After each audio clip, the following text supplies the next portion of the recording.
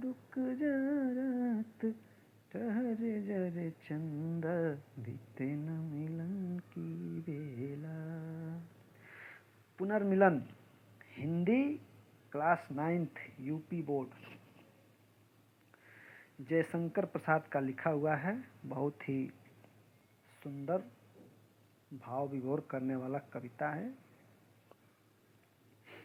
कि चौंक उठी अपने विचार से कुछ दूरागत ध्वनि सुनती, इस निस्तब्ध निशा में कोई चली आ रही है कहती, अरे बता दो मुझे दया कर कहाँ प्रवासी है मेरा, उसी बावले से मिलने को डाल रही हूँ मैं फेरा। देखिए यहाँ श्रद्धा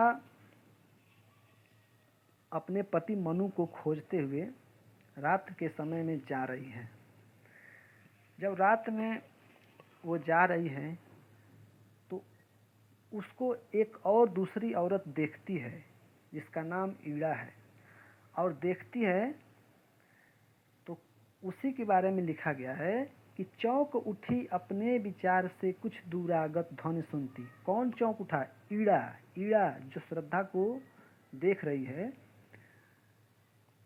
वह ईड़ा चौंक उठती है। क्यों चौंक उठती है?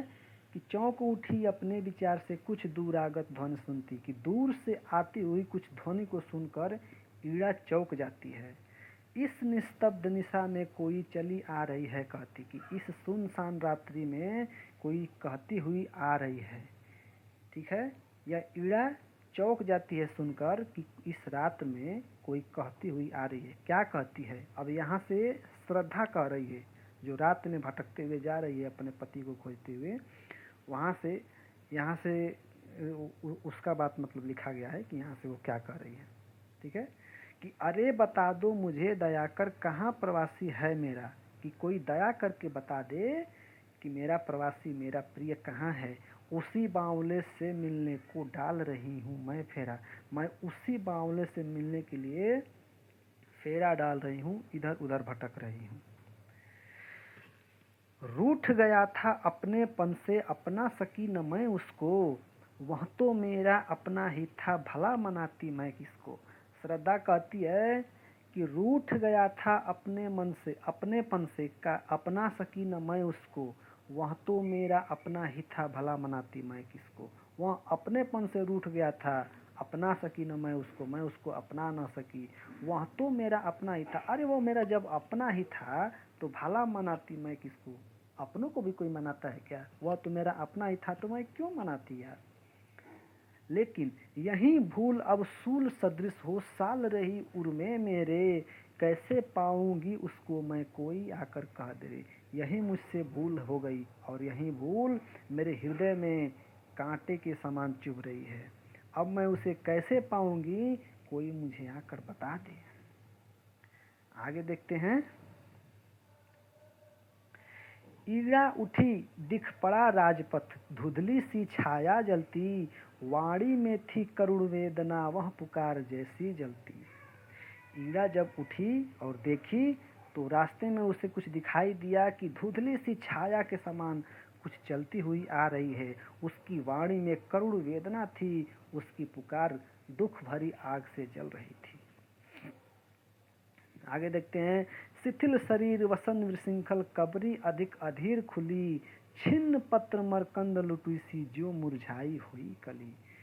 ईड़ा क्या देखती है कि शिथिल शरीर वसन विशृंखल, उसके शरीर थके हुए हैं, उसके कपड़े अस्त व्यस्त हैं। कबरी अधिक अधीर खुली, उसकी चोटियां खुली हुई है। छिन्न पत्र मरकंद लुटीसी जो मुरझाई हुई कली, कि जिस प्रकार एक कली मुरझा जाती है, उसके पत्ते इधर उधर बिखर जाते हैं, उसके मकरंद लूट जाते हैं। मकरंद मतलब कि पराग, जो कली के अंदर जो छोटा छोटा दाने के जैसे होता है उसको मकरंद बोलते हैं। वो पराग उसका लूट सा गया है, वैसे वो प्रतीत हो रही थी। ठीक है, अब देखिए।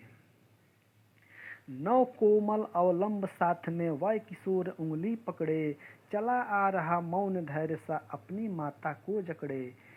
ईड़ा देखती है कि वह जो स्त्री, वह औरत जो रात के समय में आ रही है, उसके साथ एक छोटा बच्चा भी था। वह अपनी माँ का उंगली पकड़कर चुपचाप मौन धारण करके अपनी माता को पकड़कर चला आ रहा था। थके हुए थे दुखी बटोहे वे दोनों ही माँ बेटे, खोज रहे थे भूले मन को जो घायल होकर लेते। ईड़ा देखती है कि वे दोनों दुखी बटोही मतलब कि राही दोनों थके हुए थे, वे दोनों माँ बेटे थके हुए थे और खोज रहे थे भूले मनु को जो घायल होकर लेते, कि वह भूले हुए मनु को खोज रहे थे जो घायल होकर कहीं लेट गया था। आगे क्या है? ईड़ा आज कुछ द्रवित हो रही दुखिया को देखा उसने, पहुंची पास और फिर पूछा तुमको बिसराया किसने।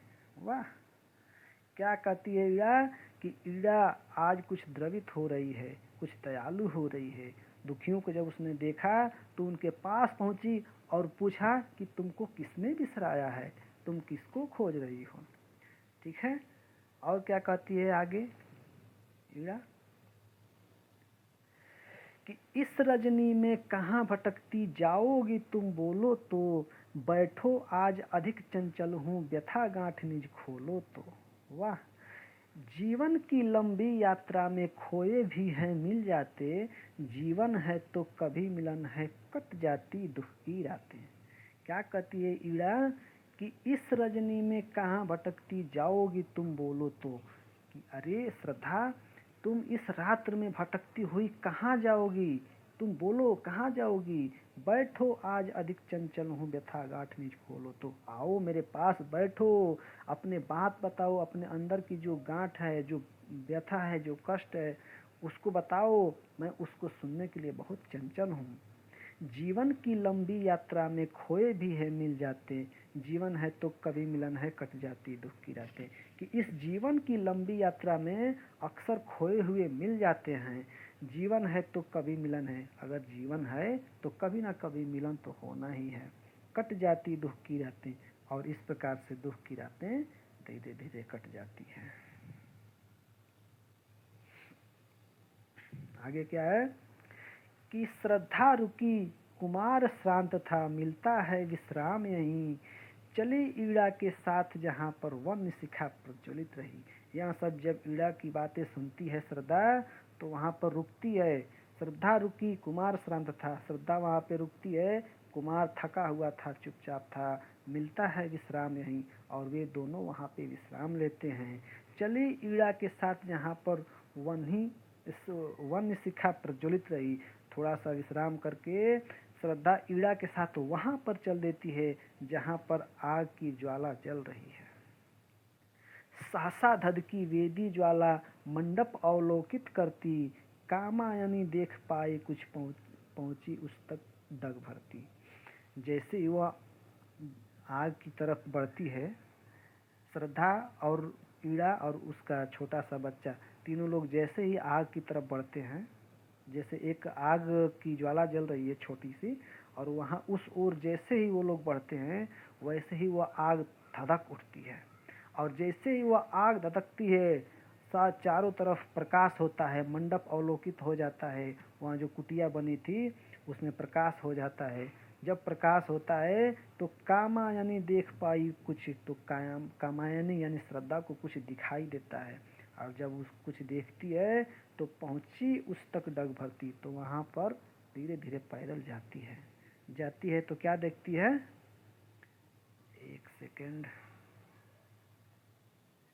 क्या देखती है कि और वहीं मनु घायल सचमुच, तो क्या सच्चा स्वप्न रहा, आह प्राण प्रिय यह का तुमियो, खुला हृदय बन नीर बहा। श्रद्धा कहती है, क्या देखती है कि और वही मनु, कि सचमुच वहीं पर मनु घायल होकर लेटा हुआ था, तो क्या सच्चा स्वप्न रहा, तो क्या मेरा सच्चा जो मैंने स्वप्न देखा था क्या वो सच हो गया। आह प्राण प्रिय, हे प्राण प्रिय, यह क्या तुम यो, यहाँ पर तुम इस प्रकार कैसे, घुला हृदय बन नीर बहा, उसका हृदय घुल जाता है, उसका हृदय द्रवित हो जाता है और आंखों से आंसू बहने लगते हैं।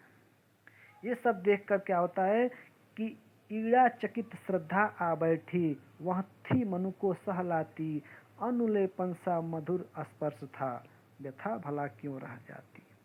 यह सब देखकर ईड़ा बहुत आश्चर्यचकित हो गई। श्रद्धा आ बैठी और श्रद्धा मनु के पास जाकर बैठ जाती है और मनु को धीरे धीरे सहलाने लगती है। और जैसे ही वह मनु को सहलाती है तो अनुलेपन सा मधुर स्पर्श था, तो उसका स्पर्श एक मरहम के समान लगा और व्यथा भला क्यों रह जाती। और फिर उसका जो कष्ट है, मनु को जो मूर्छित हुए हैं वो क्यों मूर्छित रह जाते, उनका सारा कष्ट दूर हो जाता है। आगे क्या होता है कि उस मूर्छित नीरवता में कुछ हल्के से स्पंदन आए, आंखें खुली चार कोनों में चार बिंदु आकर छाए। कि जब श्रद्धा मनु को स्पर्श करती है तो उस मूर्छित नीरवता में हल्के से स्पंदन आए, तो उसके मूर्छित शरीर में थोड़ा सा हलचल, थोड़ा सा कंपन होता है। उसके बाद क्या होता है कि आंखें खुली चार कोनों में, और मनु की आंखें खुल जाती है, चार कोनों में चार बिंदु आकर छाए और उन दोनों की आंखें मिल जाती है। उधर कुमार देखता ऊंचे मंदिर मंडप वेदी को, यह सब क्या है नया मनोहर कैसे लगते ये जी को। उधर कुमार छोटा बच्चा मंदिर मंडप वेदियों को देखकर बहुत ही प्रसन्न हो रहा था और कह रहा था कि यह सब क्या है, यह जी को कैसे लग रहे हैं, यह बहुत ही मनोहर लग रहे हैं। उसके बाद क्या हुआ कि माँ ने कहा अरे आ तू भी, माँ ने कहा अरे आ तू भी, देख पिता हैं पड़े हुए, पिता आ गया लो यह कहते उसके रोमे खड़े हुए। यह सब जब माँ कहती है कि माँ ने कहा अरे आ तू भी, माँ ने कहा कि अरे बेटा आ तू भी आ, देख पिता पड़े हुए हैं। इतना जब बात वह बच्चा सुनता है तो कहता है अरे पिता, पिता कहता है और आ जाता है, तुरंत आ जाता है कि आ गया लो यह कहते उसके रोमे खड़े हुए। वह तुरंत आ जाता है और उसके रोंगटे खड़े हो जाते हैं। माँ जल दे कुछ प्यासे होंगे, क्या बैठी कर रही यहाँ, मुखर हो गया सूना मंडप, यह सजीवता रही कहाँ। वह बच्चा कहता कि अरे माँ जल दे, पिता प्यासे होंगे, यहाँ बैठकर तुम क्या कर रही हो। मुखर हो गया सूना मंडप, और वह सुनसान जो मंडप था वह मुखर हो गया, अर्थात उसमें सजीवता छा गई। आत्मीयता घुली उस घर में, छोटा सा परिवार बना, छाया एक मधुर स्वर उस पर श्रद्धा का संगीत बना। उस घर में आत्मा घुल जाती है, वह घर खुशहाल हो जाता है और एक छोटा सा परिवार वहाँ पे बन जाता है। छाया एक मधुर स्वर उस पर श्रद्धा का संगीत बना, वह घर संगीतमय से भर जाता है।